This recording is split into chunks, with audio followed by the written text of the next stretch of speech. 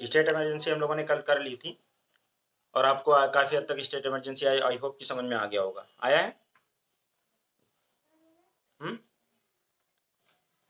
State emergency समझ में आया है? नेशनल इमरजेंसी समझ में आ गई है? कोई दिक्कत तो नहीं स्टेट इमरजेंसी और नेशनल इमरजेंसी में? चलो, तो नदीम क्लियर है स्टेट और नेशनल इमरजेंसी दोनों? ठीक है, तो आज हम लोग चर्चा करने जा रहे हैं last topic of the emergency, जो कि हमारा फाइनेंशियल इमरजेंसी है। छोटा टॉपिक है, कभी लगाया भी नहीं गया इंडिया में। आज तक कभी भी फाइनेंशियल इमरजेंसी नहीं लगाई गई है इंडिया के अंदर, जबकि ऐसा नहीं है कि फाइनेंशियल क्राइसिस नहीं हुआ है। फाइनेंशियल क्राइसिस हुआ है इंडिया में 1991 में। आपको पता है कि हमारे यहाँ बहुत बड़ा बैलेंस ऑफ पेमेंट क्राइसिस हुआ है और उसके लिए फिर रिफॉर्म करना पड़ा था हमें, एलपीजी, लिबरलाइजेशन, प्राइवेटाइजेशन, ग्लोबलाइजेशन, वो सारी बातें आपको पता है। लेकिन आपको ये भी साथ-साथ में ये भी पता है कि क्या नाम है, कभी भी हमारे यहाँ फाइनेंशियल इमरजेंसी नहीं लगाई गई है। क्योंकि फाइनेंशियल इमरजेंसी में ना जो बड़ी-बड़ी डिग्निटरीज़ हैं, उनकी सैलरीज़ को कट कट कर दिया जाता है। तो ऐसे लोग जब सैलरीज़ कट की जाएँगी, तो ज़ाहिर-सी बात है कि ऐसे लोग इससे इफ़ेक्ट हो रहे हैं जो कि डिसीज़न मेकिंग में बैठे हुए हैं, तो फिर वो फाइनेंशियल इमरजेंसी क्यों लगाएँगे, ठीक है ना? तो ये भी बात है, लेकिन फाइनेंशियल इमरजेंसी इंडिया में कभी नहीं लगाई गई, एक बात याद रखिएगा। नेशनल इमरजेंसी आपको पता है 3 बार लगाई गई है और स्टेट इमरजेंसी अनगिनत बार, बहुत बार लगाई जा चुकी है और लगती ही रहती है स्टेट में। तो अभी हम लोग जो है फर्दर आज जो है फाइनेंशियल इमरजेंसी के बारे में बात करेंगे डिटेल में। अगर आवाज़ में कोई दिक्कत हो, ब्रेक ब्रेक हो तो मुझे बता दीजिएगा, क्योंकि कुछ नेटवर्क और डेटा इशू दिखा रहा है। आवाज़ क्लियर है? ठीक ठीक है। फाइनेंशियल इमरजेंसी जो है इसको देखिए, समझिए कि और अपनी बुक में देख लीजिएगा। फाइनेंशियल इमरजेंसी ग्राउंड क्या है डिक्लेरेशन का, तो आर्टिकल मैंने आपको 2-3 बार बता रखा है पहले ही कि article 360 is talking about the financial emergency. कौन बात करता है? वो। अब इसमें जैसे आप लोगों ने पहले पढ़ा कि empowers the president to proclaim financial emergency if is satisfied that the situation has arisen due to which the financial stability of the credit of country or any part of the territory, ठीक है, is threatened. ठीक, तो क्या है, क्या समझ में आ रहा है कि 360 में आर्टिकल 360 क्या कहता है कि प्रेसिडेंट को एम्पावर करता है कि वो किसी तरह की, अगर वो पाते हैं कि कोई सिचुएशन ऐसी आ चुकी है जब फाइनेंशियल स्टेबिलिटी, ठीक है, और क्रेडिट ऑफ इंडिया और any part of the territory of India is threatened, मतलब ऐसी सिचुएशन है कि मतलब इंडिया की जो है फाइनेंशियल क्राइसिस, फाइनेंशियल जो कंडीशन है, स्टेबिलिटी है, वो हैम्पर कर गई है, थ्रेटेंड है, और तो वो किसी पार्ट ऑफ इंडिया में या पूरे इंडिया में कहीं पे भी, तो उस केस में आर्टिकल 360 एम्पावर करता है प्रेसिडेंट को कि सर आप जो है फाइनेंशियल इमरजेंसी लगा सकते हैं, ठीक है। और 38 कॉन्स्टिट्यूशनल अमेंडमेंट जो है 1975 में, मैंने आपको बताया था, किया गया था, मेड की सेटिस्फैक्शन ऑफ द प्रेसिडेंट और in declaring the financial emergency is final and conclusive, जैसा कि आपको पता है कि ये किया गया था, और ये नेशनल इमरजेंसी के केस में भी किया गया था, स्टेट इमरजेंसी में भी किया गया था। Not questionable in any court of on any ground, but आपको पता है कि बाद में इस प्रोविजन को डिलीट कर दिया गया 44th कॉन्स्टिट्यूशनल अमेंडमेंट 1978 के अंदर, जिसको बोला कि सेटिस्फैक्शन जो है प्रेसिडेंट का वो बियॉन्ड जुडिशियल रिव्यू नहीं है, यानी कि जुडिशियल रिव्यू तो उसका हो सकता है। समझ में आई बात? ओके, आसान बात। अब बात आती है कि प्रेसिडेंट ही या जैसे नेशनल इमरजेंसी को या स्टेट इमरजेंसी को भी प्रेसिडेंट प्रेसिडेंट ही प्रोक्लेम करता है, ठीक है, इसने प्रोक्लेम कर दिया, तो अप्रूवल कैसे होगा, इसकी भी बात आती है। तो proclamation declaring the financial emergency must be approved by the both the houses, यहाँ पे भी दोनों हाउसेस की जरूरत होगी, ठीक है।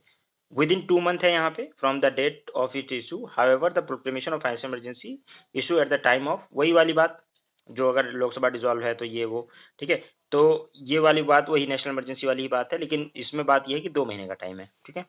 अगर लोकसभा अप्रूव कर, पार्लियामेंट अप्रूव कर देता है फाइनेंशियल इमरजेंसी को, ठीक है, और ठीक है, तो दो चीजें होंगी, ठीक है। Financial emergency, the financial emergency continue indefinitely till it's revoke, तब तक ये लागू रहेगी, कोई मतलब इसका वो नहीं है प्रोविजन, ये तब तक लागू रहेगी जब तक कि क्या नाम है, ये वो रहे, क्या नाम है, जब तक कि चाहे, जब तक रिवोक ना किया जाए।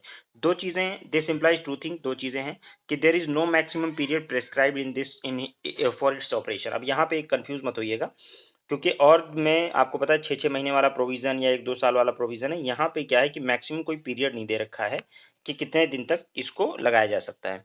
दूसरा, repeated parliamentary approval is not required. इस बात को ज़रूर याद रखिएगा, अगर फाइनेंशियल इमरजेंसी में कोई क्वेश्चन बनता है जो कि थोड़ा-सा ट्रिकी बनता है, वो तो ये है क्योंकि लोग ये समझने लगते हैं कि जैसे आपका नेशनल इमरजेंसी है, उसी तरह से आपका जैसे स्टेट इमरजेंसी है कि आपको अप्रूवल लेने की ज़रूरत है बार-बार, वैसे ही फाइनेंशियल इमरजेंसी भी होगा, लेकिन ऐसा नहीं है।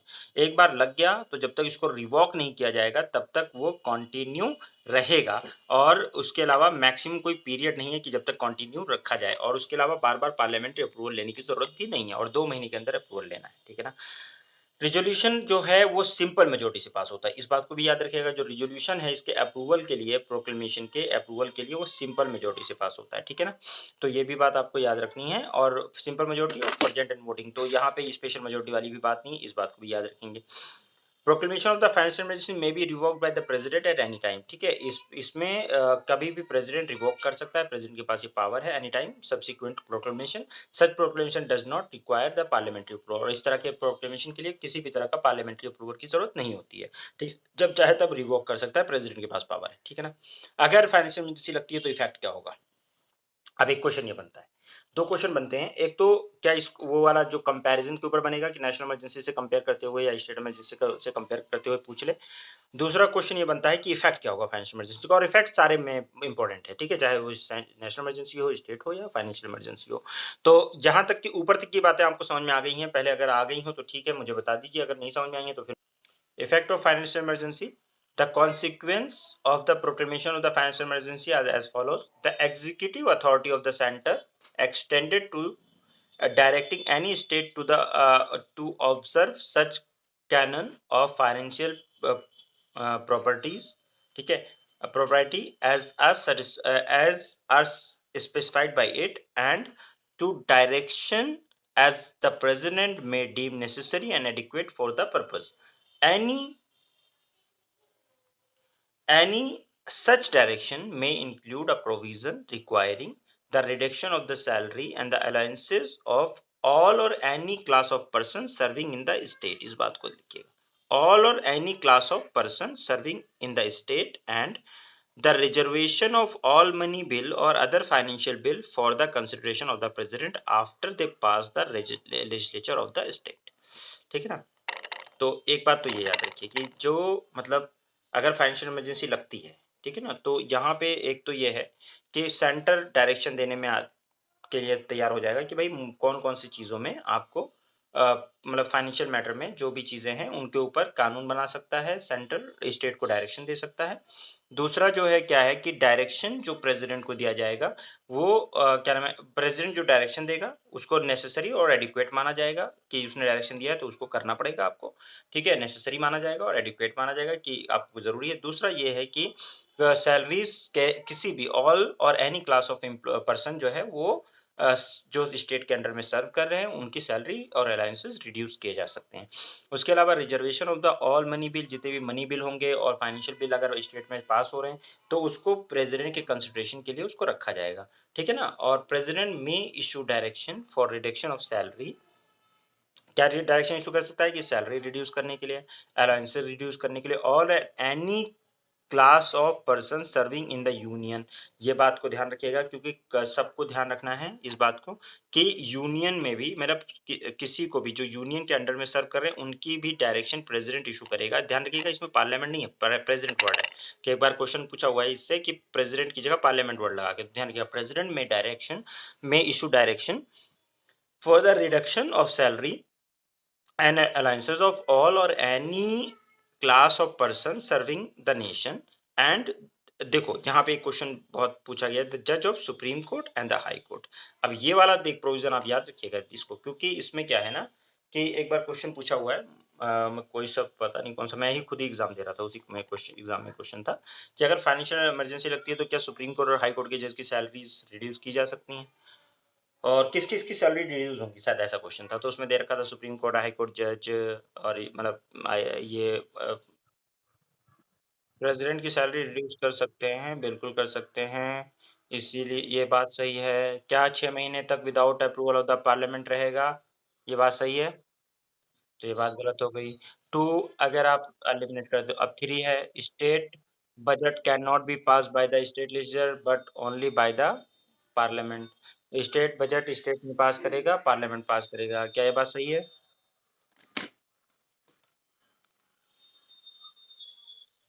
हैं? इसीलिए कहता हूँ इंटरप्रिटेशन सीख लो बेटा मेरा, इसीलिए कहता हूँ। इंटरप्रिटेशन तुम ठीक से करो, उसमें लिखा हुआ है कि स्टेट के जो बिल हैं that must be reserve for the consideration of the president, यानी पास तो स्टेट लेजिस्लेचर ही कर रहा है ना। सिर्फ उसको ये है कि क्या नाम है, प्रेसिडेंट के कंसिडरेशन के लिए उसको रिजर्व किया जाएगा। बात समझ रहे हैं? तो ये है कि प्रेसिडेंट जो भी स्टेट है कि मतलब इसमें है स्टेट जो है budget of the state must be reserve for the consideration of the president. तो कंसिडरेशन ऑफ द प्रेसिडेंट की जरूरत होती है, इसका मतलब ये नहीं कि स्टेट लेजिस्लेचर उसको पास नहीं करेगा। ठीक है, तो ये only one is the right answer. क्या रे?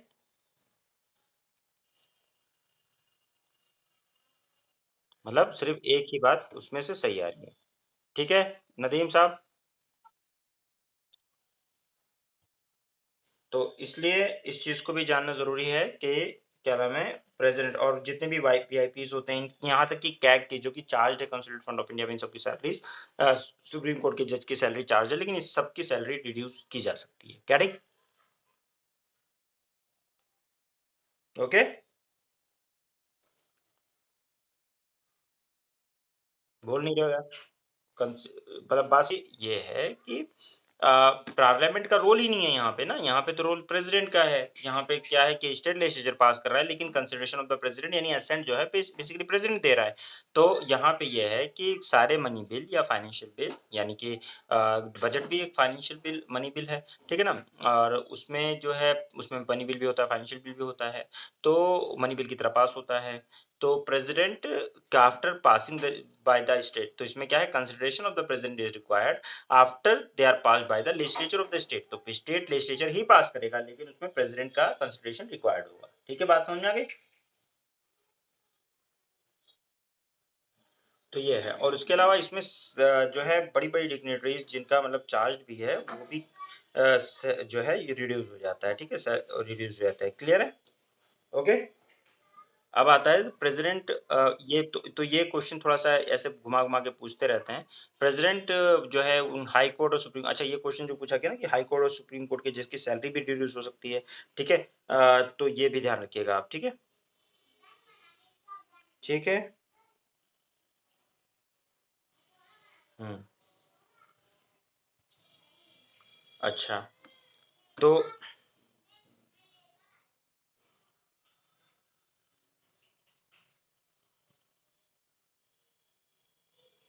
अब देखें इससे आगे थोड़ा सा।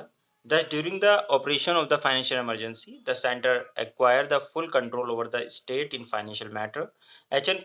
Kunjuru, ठीक है, Kunjuru, a member of the Constituent Assembly, state that the financial emergency provision pose a serious threat to the financial autonomy of the state, and explain the reason for their inclusion in the constitution. Dr. B.R. Ambedkar observed in the Constituent Assembly that this article more or less follow the pattern of what is called the National Recovery Act of United States, ठीक है, United States, passed in 1933, which gave the president power to make similar provision in order to remove difficulties, both economical and financial, that had overtaken the American people and result of the Great Depression. No financial emergency has been declared so far, though there was a financial crisis in 1991. मैंने बताया भी आपको कि financial crisis हमारे यहाँ आया भी है 1991 में, लेकिन हमने फाइनेंशियल इमरजेंसी कभी लगाई नहीं, आज तक नहीं लगाई। ठीक है ना भाई? और इसको कहा गया है कि मतलब अब यहाँ पे एक और चीज ध्यान रखने का है कि फाइनेंशियल इमरजेंसी के टाइम पर जजेस की सैलरी के लिए कुछ स्पेशल प्रोविजन होता है जो कि यहाँ पे नहीं मेंशन है, उसको ध्यान रखिएगा। ठीक है?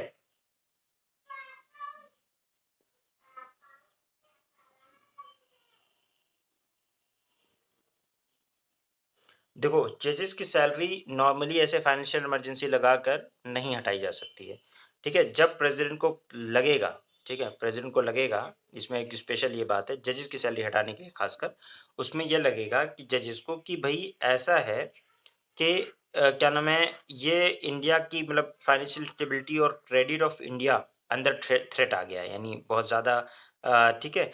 तो वहाँ पे उस सिचुएशन में यानी जब प्रेज़िडेंट उसको वो करेगा, तो ही से फाइनेंशियल इमरजेंसी के टाइम पर उसकी मतलब बहुत ही ऐसा नहीं है कि डायरेक्टली जैसे और लोगों का एग्ज़ीक्यूटिव का और लेजिस्लेचर का जैसे सैलरी घटा देते हैं ना, ईज़िली घटाया जा सकता है, तो उसमें इतना आसान नहीं है कि उसको घटाया जाए, यानी घटाया जाए, सैलरी रिड्यूस की जा सकती है, लेकिन ध्यान रखिएगा उसमें ना स्पेशल कंसिडरेशन लिया जाता है कि मतलब हाँ, अब ये सिचुएशन आ गई है कि जजेस की सैलरी को भी रिड्यूस करना पड़ेगा, तो उसमें उस सिचुएशन में ये है कि किया जा सकता है, लेकिन जब देखा जाएगा कि फाइनेंशियल क्राइसिस जो है वो बहुत बड़ा है, तभी प्रेज़िडेंट ऑर्डर देगा कि हाँ, अब इनकी भी सैलरी रिड्यूस की जाए। नहीं तो पहले जो सैलरी रिड्यूस की जाएगी, वो एग्ज़ीक्यूटिव की और लेजिस्लेचर की जाएगी, ध्यान रखिएगा, ये प्रोसीजरल तरीका है। क्लियर? तो इसीलिए कई बार क्वेश्चन होता है कि क्या जजेस की सैलरी भी रिड्यूस की जाएगी? तो रिड्यूस की जा सकती है। तो की जाएगी एक अलग वर्ड है और की जा सकती है एक अलग वो चीज़ है। तो की जा सकती है। ओके?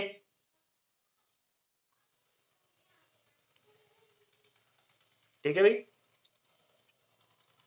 तुम लोग आज रिस्पॉन्स कम कर रहे हो, मुझे लग रहा है कि कुछ समझ नहीं आ रहा। अच्छा। Criticism of the emergency provision का जो क्रिटिसिज्म है वो देख लें। देखिए क्रिटिसिज्म तो कर सकते हैं, लेकिन ज़रूरत भी है, लेकिन फिर भी हम लोग कोई भी चीज़ ज़रूरी हो, चाहे जितना अच्छी हो, देयर अच्छा एक बात हमेशा याद रखें आप कि कोई भी चीज़, कोई बात, कोई डिसीज़न, कोई भी एब्सोल्यूट नहीं हो सकता।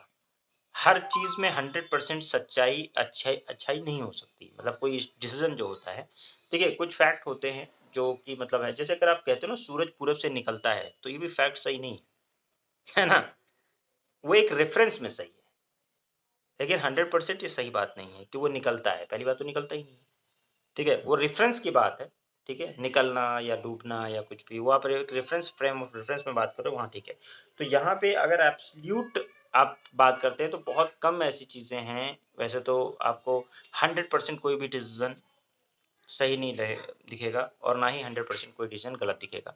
हर डिसीज़न की कुछ प्रोस एंड कॉन्स होते हैं। हर डिसीज़न में कुछ परसेंटेज अच्छाई होती है, कुछ परसेंट बुरे। हम अच्छा डिसीज़न उसको कहते हैं जिसमें ज़्यादा अच्छाई नज़र आ जाती है, ज़्यादा बेनिफिट नज़र आ जाता है। बुरा डिसीज़न उसको कहते हैं जिसके ज़्यादा ड्रॉबैक्स नज़र आ जाते हैं, जिसको ज़्यादा मतलब जो वैसा दिखता है। लेकिन 100% आप कहो नहीं ये परफेक्ट डिसीज़न है, फॉर अ पर्टिकुलर टाइम आपको परफेक्ट लग रहा है, लेकिन ज़रूरी नहीं कि वो डिसीज़न परफेक्ट हो। तो हर डिसीज़न के साथ कुछ ड्रॉबैक्स हमेशा अटैच होंगे।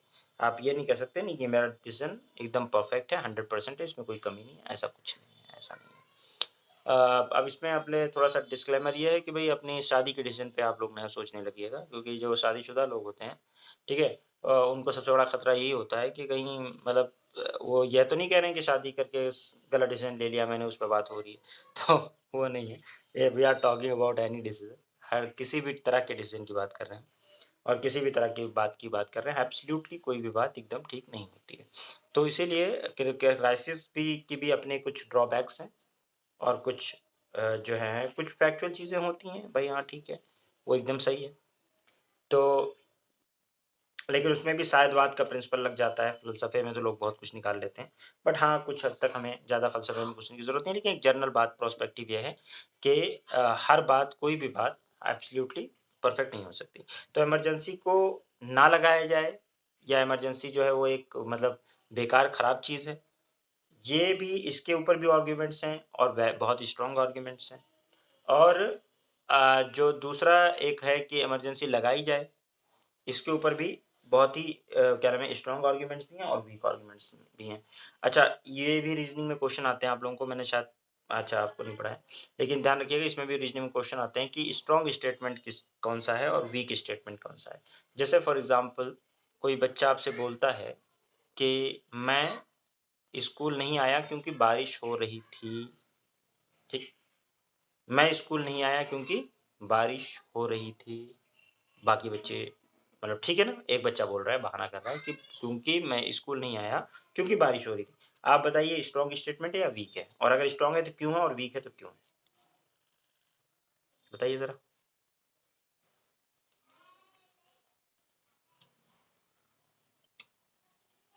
नहीं बताएंगे?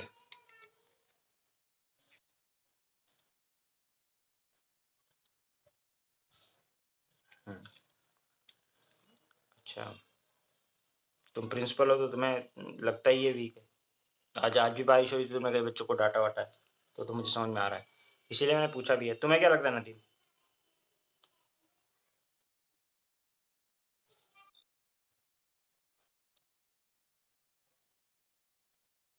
बिल्कुल, ठीक है।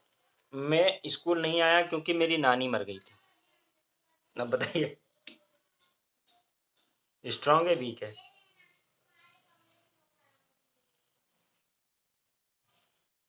बहुत ही स्ट्रांग है ना। मैं नहीं आया क्योंकि मैं बीमार था।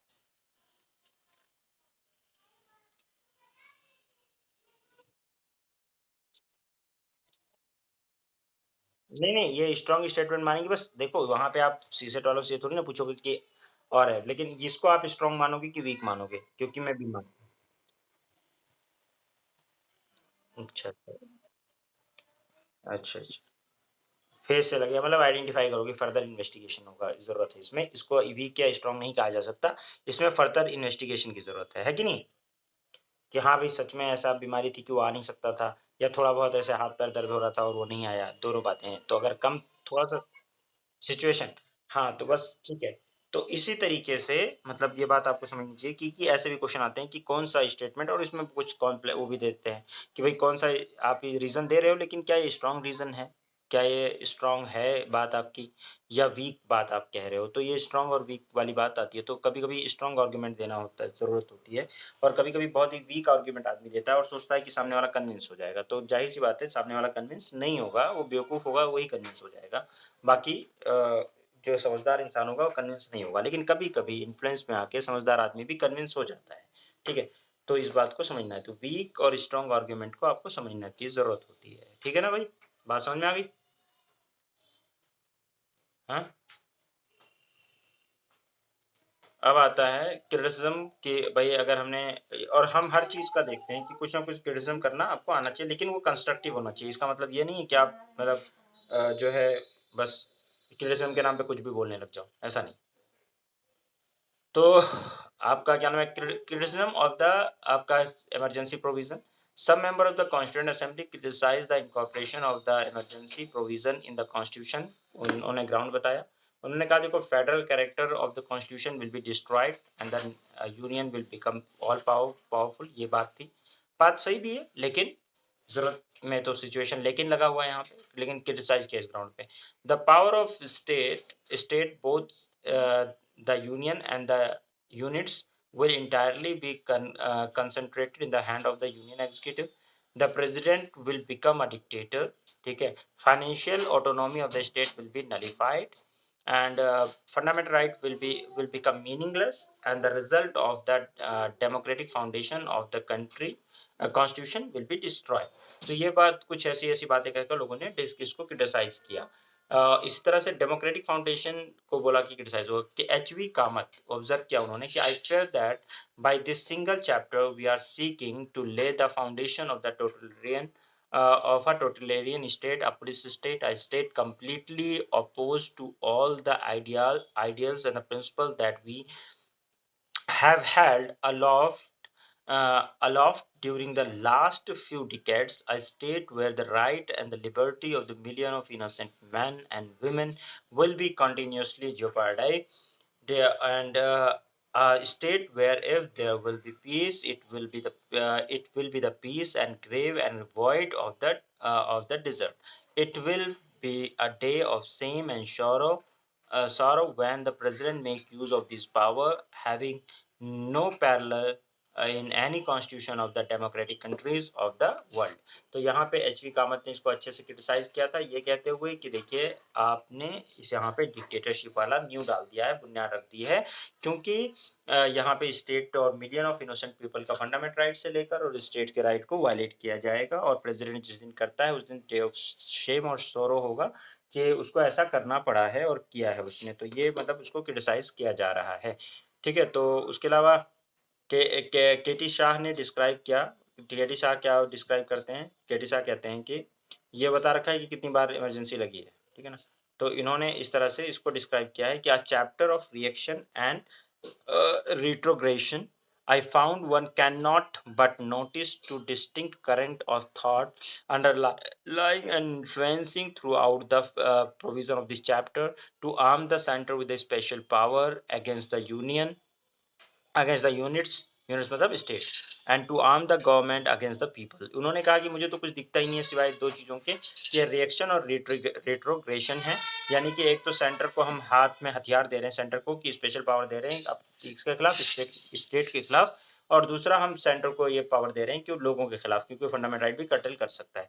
तो इस तरह से अलग अलग लोगों ने ठीक है इसको क्रिटिसाइज किया है, ठीक है, और इसको बोला है कि इस तरह से इमरजेंसीज को क्रिटिसाइज किया गया है, लेकिन इमरजेंसीज को वन वे और अदर क्रिटिसाइज किया गया, बट फिर भी डॉक्टर भीमराव अम्बेडकर ने बोला कि also accept that the possibility इसकी है मिसयूज करने की, लेकिन उन्होंने कहा I do not altogether deny that there is a possibility of the article being abused or employed for the political purpose। मैं इस बात से डिनाई नहीं करता हूँ, देखो कितनी गहराई से, अब मैं आपसे एक बात कहूँ, इसका मिसयूज कर सकती है, इस तरह से फंडामेंटल राइट्स का मतलब इस प्रोविजन को से टोटलिटेरियन गवर्नमेंट बन सकती है, इससे डेमोक्रेटिक फाउंडेशन का ही हम लोग जो है डिस्टर्ब कर दे रहे हैं। हम जो है इस पर्टिकुलर चैप्टर से जो है वो एक डिक्टेटर गवर्नमेंट को की नींव रख रहे हैं।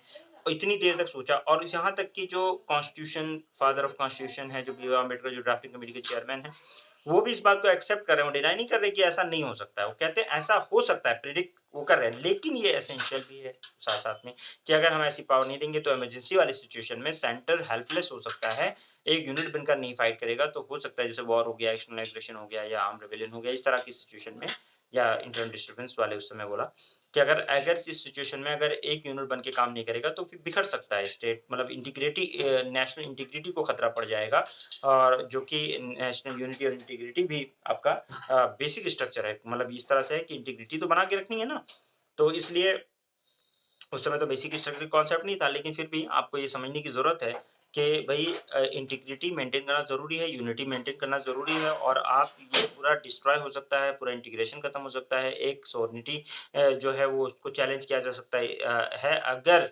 इमरजेंसी ना हो। क्योंकि अगर वही होता है ना कि आप जब तक सैंक्शन नहीं कर सकते, आपके पास पावर्स ऑफ सैंक्शन नहीं है ना, तो आप जो है कुछ भी करते रहो। कई बार ना जो चाणक्य ने कहा था, चाणक्य की बात बहुत सही है कि कई बार अगर नाग के अंदर विष ना हो, साँप के अंदर विष ना हो, तो भी उसको फुफकारना नहीं छोड़ना चाहिए।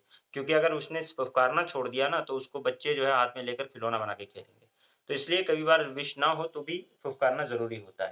कई बार डर दिखाना ज़रूरी होता है। कई बार अगर आपको नहीं भी कुछ करना है, मतलब मान लो कि आप किसी की जान नहीं लेने जा रहे हो, मारने नहीं जा रहे हो, लेकिन आपको कहीं न कहीं उसको डराना-धमकाना भी ज़रूरी होता है।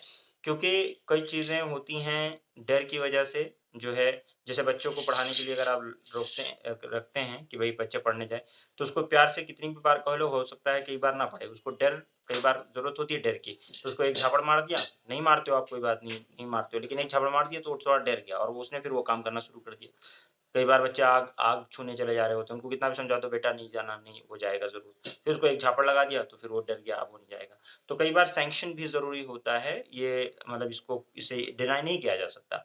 इसी तरह से स्टेट मान लीजिए कंप्लाई नहीं कर रहे, जैसे नागालैंड है मान लो, वो जब भी अभी इंटरनल सिक्योरिटी में आप देख ही रहे हो, वहाँ पे कुछ लोग मान लो फीसों की गवर्नमेंट आ जाती है, आप लोगों ने देखा ना नागालैंड वाला जो इश्यू मैं पढ़ा रहा हूँ, उसमें अगर फीसों की गवर्नमेंट आ जाए और वो क्या फिर क्या नाम है, अगर वो चाहे कि मैं सेपरेट हो जाऊँ, तो क्या वहाँ पे हैवी हैंड यूज़ करने की ज़रूरत नहीं पड़ेगी? वहाँ पे क्या क्या नाम है, आप मतलब उस समय की बात बता रहा हूँ, हैवी हैंड का यूज़ करने की ज़रूरत नहीं होती। क्या आप अलग होने देते हैं ऐसे इस तरह से? तो स्टेट को हम ऑटोनॉमी उतनी ही दे सकते हैं, जहाँ ज़रूरत है। अब वो एकदम कंप्लाई नहीं कर रहा, मान लो वहाँ की असेंबली ने उसको जिता दिया और किसी तरह वहाँ की गवर्नमेंट बन गई। अब वो स्टेट सेंटर के साथ कंप्लाई नहीं कर रहा, वो तो दूसरा स्टेट ही बनाने के चक्कर में है। तो फिर वहाँ पे उसकी गवर्नमेंट को डिसमिस करना भी ज़रूरी हो जाएगा और वहाँ पे जो लोग उनके खिलाफ उसके साथ में आवाज़ उठाएँगे, उनकी आवाज़ को हैम्पर करना, दबाना भी ज़रूरी हो जाएगा। वहाँ पे आपको आर्टिकल 19 को सस्पेंड करना ही पड़ेगा और वहाँ पे आपको जो है हैवी हैंड अपनी यूज़ करने पड़ेंगे और आपको कहीं न कहीं जाकर सप्रेस करना पड़ेगा क्योंकि आपको इंटीग्रिटी और यूनिटी को और इंटीग्रेशन और सॉवरेनिटी ऑफ इंडिया को प्रोटेक्ट करना ज़रूरी है। वो बेसिक स्ट्रक्चर है सॉवरेनिटी ऑफ इंडियन कॉन्स्टिट्यूशन और उसके लिए आपको सैंक्शन करना ही पड़ेगा। अगर आर्टिकल 356, 65 को यूज़ करो और और भी मतलब इस तरह से अगर आप नहीं करोगे तो फिर वो क्या होगा बहुत ही बड़ी प्रॉब्लम पैदा हो सकती है इंडियन यूनियन के लिए और इंडिया एज सच पूरे इंडिया के लिए। बात समझ में आ गई?